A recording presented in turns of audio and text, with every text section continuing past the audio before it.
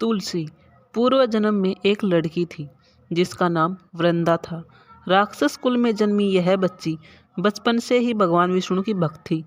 जब वह बड़ी हुई तो उनका विवाह राक्षस कुल में ही दानवराज जलंधर से संपन्न हुआ। राक्षस जलंधर समुद्र से उत्पन्न हुआ था। वृंदा बड़ी ही पतिव्रता स्त्री थी, सदा अपने पति की सेवा किया करती थी। एक बार देवताओं और दानवों में युद्ध हुआ। जब जलंधर युद्ध पर जाने लगे तो वृंदा ने कहा, स्वामी आप युद्ध पर जा रहे हैं, आप जब तक युद्ध में रहेंगे मैं पूजा में बैठकर आपकी जीत के लिए अनुष्ठान करूंगी। जब तक आप नहीं लौट आते मैं अपना संकल्प नहीं छोड़ूंगी। जलंधर तो युद्ध में चला गया और वृंदा व्रत का संकल्प लेकर पूजा में बैठ गई। उसके व्रत के प्रभाव से देवता भी जलंधर को न हरा सके। सारे देवता जब हारने लगे तो विष्णु जी के पास पहुँचे और सभी ने भगवान से प्रार्थना की। भगवान बोले, वृंदा मेरी परम भक्त है, मैं उससे छल नहीं कर सकता। इस पर देवता बोले कि भगवान दूसरा कोई उपाय हो तो बताएं, लेकिन हमारी मदद करें। इस पर भगवान विष्णु ने जलंधर का रूप धरा और वृंदा के महल में पहुंच गए। वृंदा ने जैसे ही अपने पति को देखा तो तुरंत पूजा में से उठ गई और उनके चरणों को छू लिया। इधर वृंदा का संकल्प टूटा, उधर युद्ध में देवताओं ने जलंधर को मार दिया और उसका सिर काट कर अलग कर दिया। जलंधर का कटा हुआ सिर जब महल में आ गिरा तो वृंदा ने आश्चर्य से भगवान की ओर देखा, जिन्होंने जलंधर का रूप धर रखा था। इस पर भगवान विष्णु अपने रूप में आ गए पर कुछ बोल न सके। वृंदा ने कुपित होकर भगवान को श्राप दे दिया कि वे पत्थर के हो जाएं। इसके चलते भगवान तुरंत पत्थर के हो गए। सभी देवताओं में हाहाकार मच गया। देवताओं की प्रार्थना के बाद वृंदा ने अपना श्राप वापस ले लिया।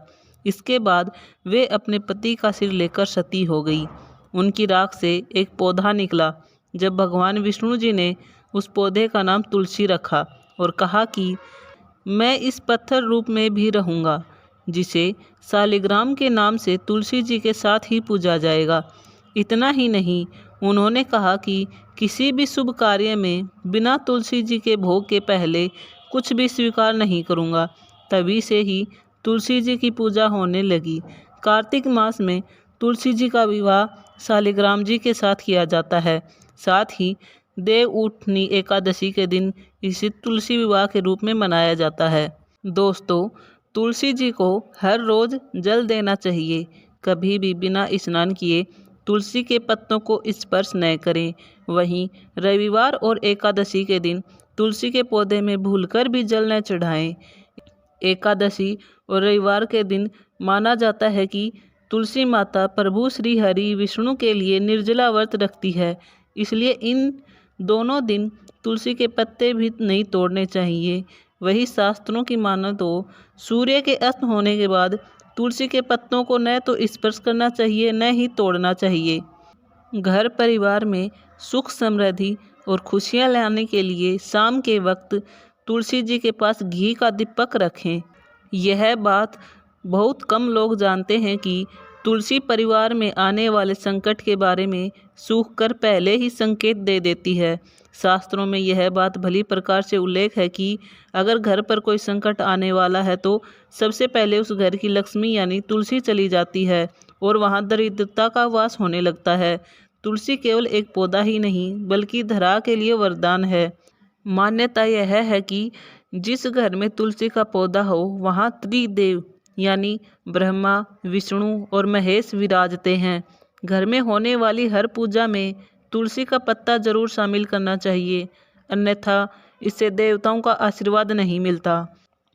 अक्सर लोग तुलसी को चुनरी ओढ़ाने के बाद उसे बदलते नहीं, पर हमें ऐसे नहीं करना चाहिए। अन्य देवी देवताओं की तरह तुलसी के वस्त्र भी उचित समय पर बदलते रहने चाहिए।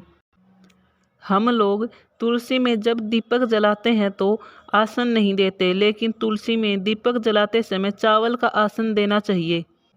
आपको ये जानकारी कैसी लगी हमें कमेंट करके ज़रूर बताएं।